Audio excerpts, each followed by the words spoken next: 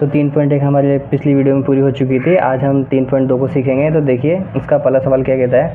पहला सवाल इसका ये है कि निम्न समीकरण युग्म को प्रतिस्थापन विधि से सोल्व करें। मतलब कि प्रतिस्थापन विधि से इसको अपन को हल करना है। ठीक है, अपने पास इसका पहला सवाल क्या है, x + y = 14, x - y = 4। ये पहली समीकरण है और ये सेकंड समीकरण है। ठीक है, तो चलिए इसको शुरू करते हैं अपन। अपने पास पहली समीकरण क्या है इसकी, पहली समीकरण है अपने पास कितनी, x + y = 14 और दूसरी है इसकी x - y = 4। ठीक है, ये समीकरण नंबर अपने पास 1 है, ये समीकरण नंबर अपने पास 2 है। ठीक है, तो क्या करेंगे इसमें अपन सबसे पहले यहाँ लिखेंगे समीकरण 1 से। ठीक है, समीकरण 1 से लिखा, इसके बाद x = 14 - y। ठीक है, ये जो चीज़ प्राप्त हुई है इसको अपन बोलते हैं समीकरण नंबर 3। ठीक है, इसके बाद आगे देखो उनसे पूरी, तो ये हमारे पास समीकरण आई है। अब जो समीकरण हमारे पास इस पहले समीकरण से आई है तो उसको हमेशा कभी भी पहले समीकरण में नहीं रखते, उसको अपन रखते हैं किसमें, सेकंड समीकरण में। ठीक है, इस चीज़ का अपन को बहुत अच्छे से ध्यान रखना है। तो इधर देखो इन्हें लिखेंगे अपन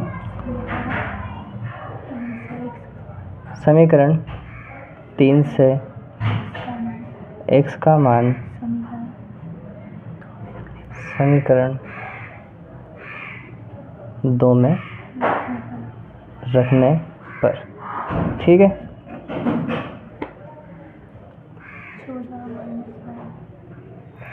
तो x का मान अपने पास कौन सा था, ये था। तो यहाँ पर मैंने इस मान को रखेंगे 14 - y = 4। ठीक है, तो देखो 14 का 14 आ जाएगा, y को जोड़ेंगे तो -2y = 4। इस 14 को पीछे लेके आएंगे तो क्या हो जाएगा, वो माइनस का। तो 4 - 14 -10, y = 10 बटा -2, माइनस से माइनस कट जाएगा, 2 के पागे 10 भी कटेगा कितनी बार, 5 बार। तो y का मान तो हमें प्राप्त हो गया कितना, 5। ठीक है, अब लिखेंगे यहाँ पे y का मान, आपकी इच्छा हो जिसमें आप इस मान को रख सकते हैं। ठीक है, तो हम थर्ड में रख देते हैं, y का मान समीकरण 3 में रखने पर। ठीक है, तो x = 14 माइनस कितना हो जाएगा, 5। तो कितने बचेंगे, 14 में से 5 जाएंगे तो 9। तो x बराबर तो हमारे पास प्राप्त हुआ 9 और y बराबर हमें प्राप्त हुआ कितना, 5। ठीक है, ये अपना पहला सवाल यहीं समाप्त होता है। ठीक है, तो हमारे पास देखिए सेकंड सवाल में यही समीकरण है s - t = 3 और सेकंड समीकरण है हमारे पास s/3 + t/2 = 6। ठीक है, तो पहले तो इसको क्या कहते हैं, एक प्रॉपर उसमें लेते हैं। तो इसका लसा आएगा कितना, 6। इसका लसा आएगा, 3 का भाग 6 में कितने बार जाता है, 2 बार। ठीक है, 2 बार गया, 2 को s से गुणा करेंगे तो क्या आएगा, 2s आ जाएगा।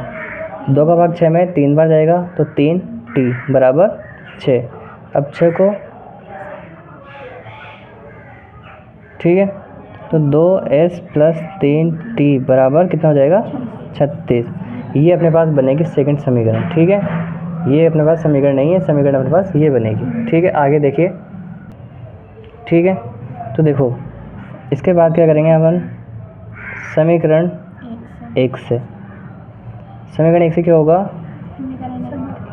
s = 3 + t। देखो यहाँ पे 3 है, इस t को पीछे लेके जाएंगे, भी माइनस का पीछे जाएगा तो क्या हो जाएगा, प्लस का। तो यहाँ पे हो गया प्लस का। तो s का मान अपने पास कितना आया, ये यहाँ लिखेंगे समीकरण नंबर 3। समीकरण 3 से s का मान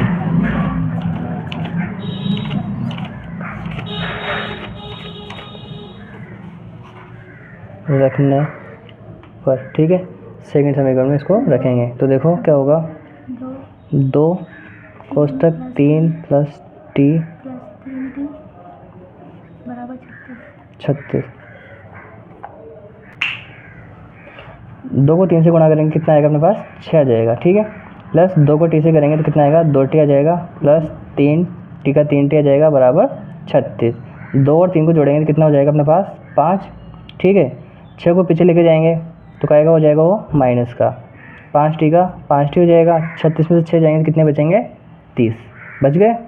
टी का भाग अपन किस में देंगे 5 टी का 30 में कितने बार जाएगा 6 बार, ठीक है। अब जो 6 आया है उसको अपन कहाँ रखेंगे समीकरण 3 में, तो यहाँ लिख देंगे टी का मान समीकरण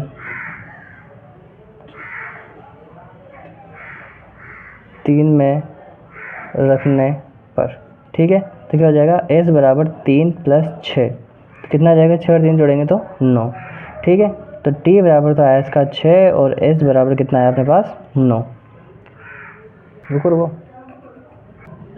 ठीक है। तो हमारे पास तीसरा क्वेश्चन था कि 3x माइनस वाई बराबर 3 और सेकंड समीकरण थी अपने पास कितनी 9x माइनस 3y बराबर 9, ठीक है। देखिए सॉल्व करने के वैसे तो बहुत सारे तरीके हैं, लेकिन अपन को प्रतिस्थापन विधि दी है तो अपन उसको प्रतिस्थापन विधि से ही करेंगे, ठीक है। तो अपन वही करते हैं।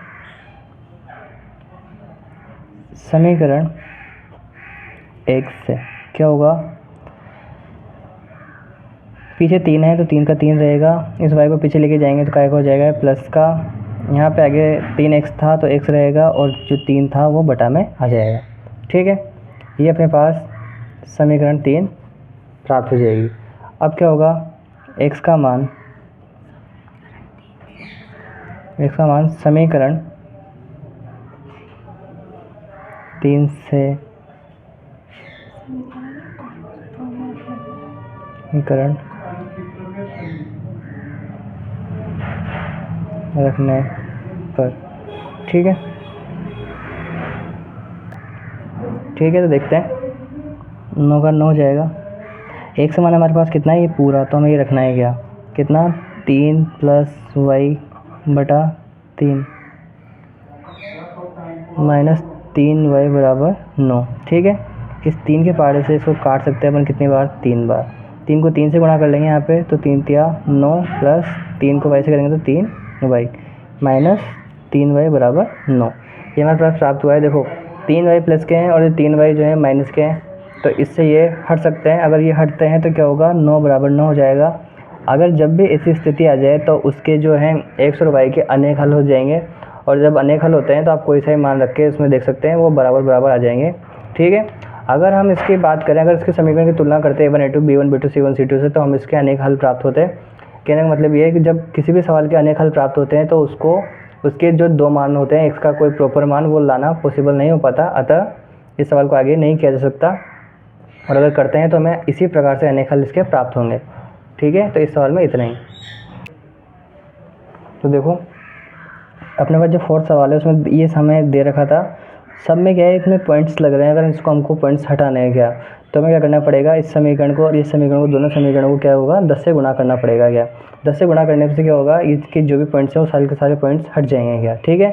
तो अपन यहाँ लिखते हैं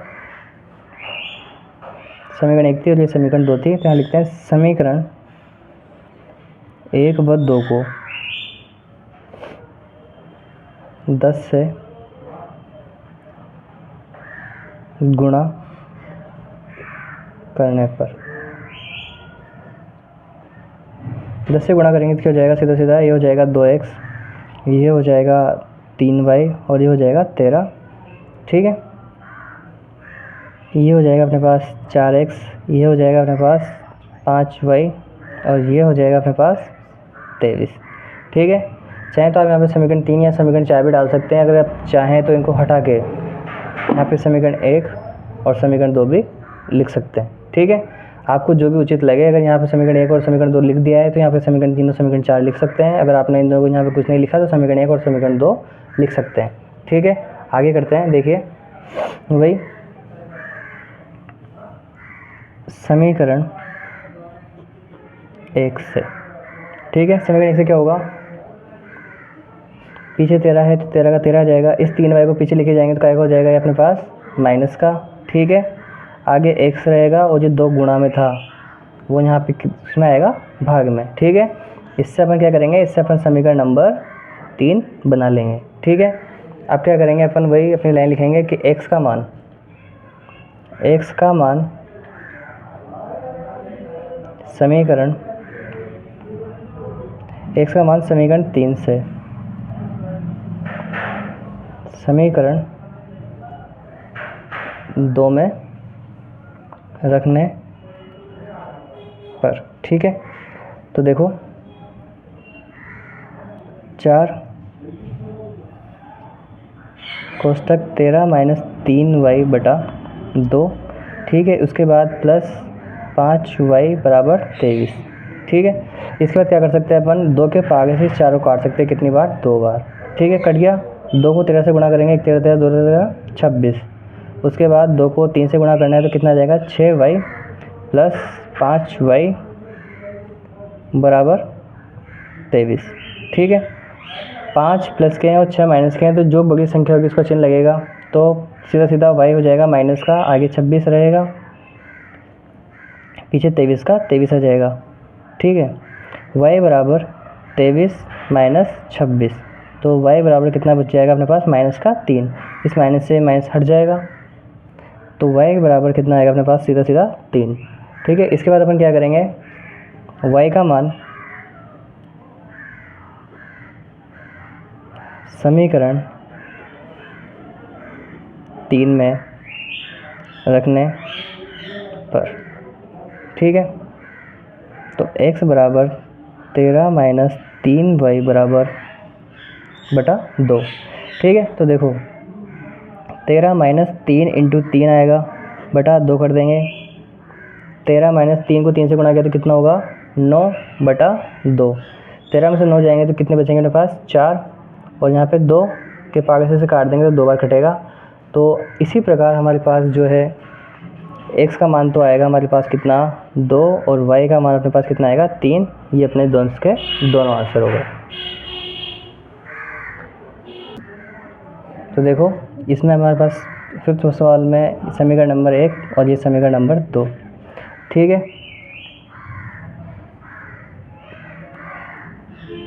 तो इसमें भी अपन वैसे ही करेंगे। क्या करना है, देखिए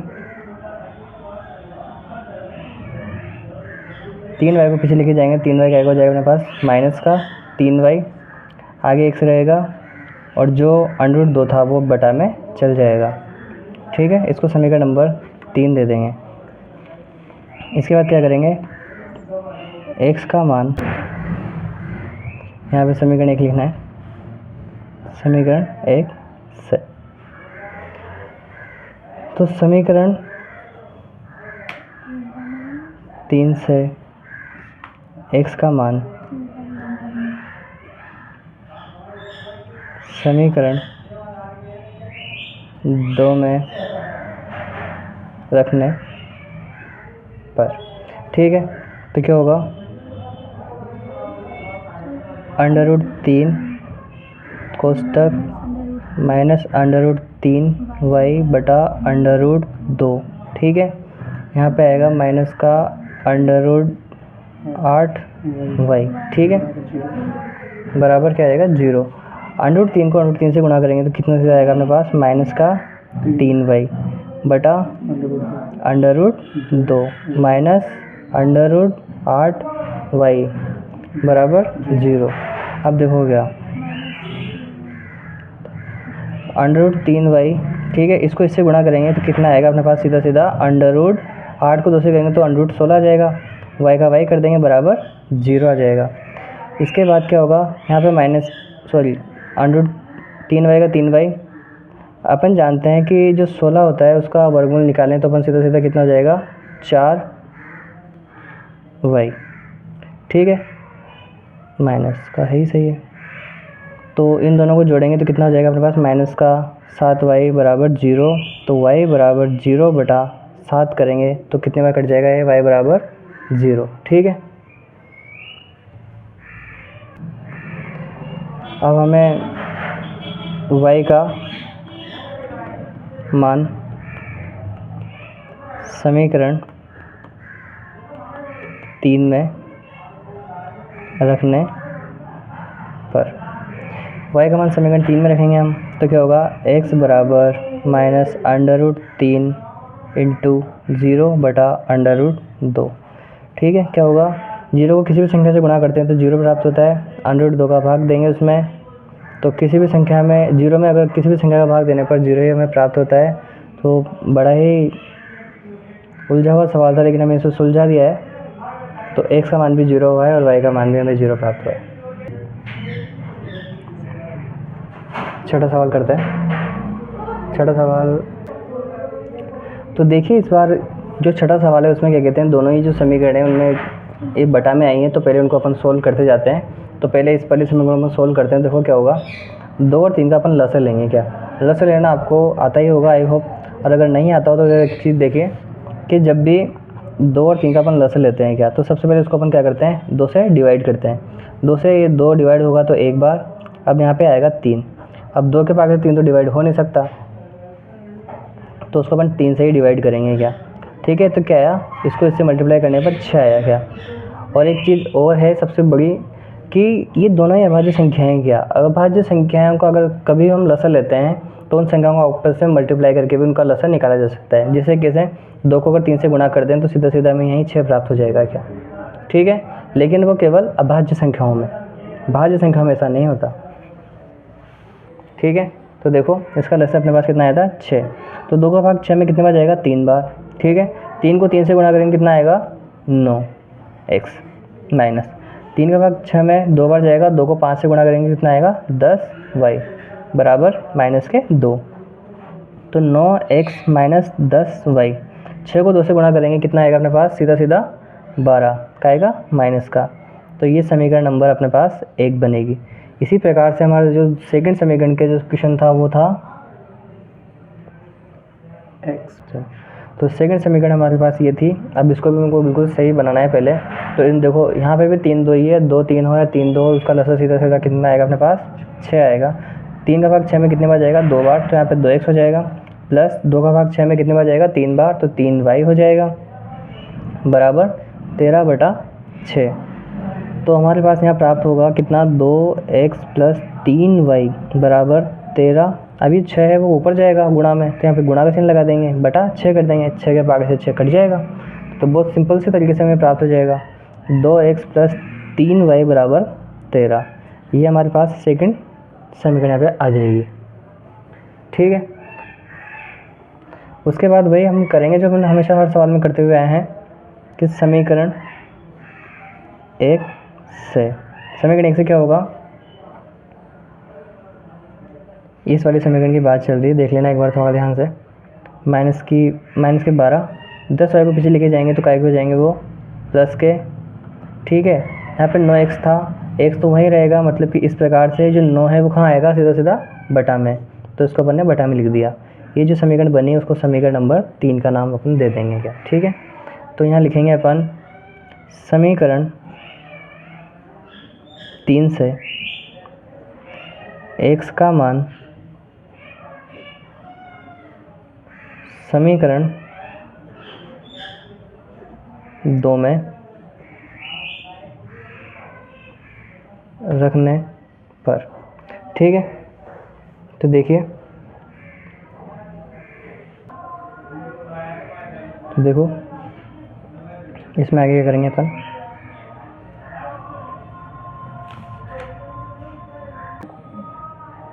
तो देखो 2 कोष्टक माइनस के 12 प्लस 10y बटा 9। ठीक है, उसके बाद प्लस 3y बराबर 13। 2 को 12 से गुणा करेंगे तो क्या आएगा, सीधा सीधा 24, और प्लस 2 को 10 से गुणा किया तो कितना आएगा, 20y बटा 9 प्लस 3y बराबर 13। तो यहाँ 24 का 24 आ जाएगा, प्लस 20 का 20 भी आ जाएगा। 9 को 3 से गुणा करेंगे, 9 कितने होते हैं, 27, तो 27y। ठीक है, अब बटा यहाँ पे लगेगा और यहाँ पे 13, ऐसे कैसे लिख देंगे। इसके बाद देखो 24, इन दोनों को जोड़ेंगे तो कितने हो जाएंगे, ये प्लस के 47y। 9 को 13 से गुणा करेंगे, 9 13 कितने होते हैं, 117। ठीक है, हो गया। ठीक है, आगे देखो 47 वाई का 47 वाई, ठीक है। तो 117 प्लस का हो जाएगा 24, इन दोनों को जोड़ेंगे तो देखो 7 और 4 11, ठीक है। 2 और 1 3, 3 और 1 4 और 1 का 1, यहाँ पे आएगा 47 वाई। इसका भाग इसमें देंगे अपन, तो देखो 141 में 47 का भाग जाएगा 3 बार, ठीक है। देखो अगर यहाँ 50 होता तो 150 होता, यहाँ पे 3 कम है तो अपन 9 कम कर देंगे, 9 कम करते 141, ठीक है। तो y का मान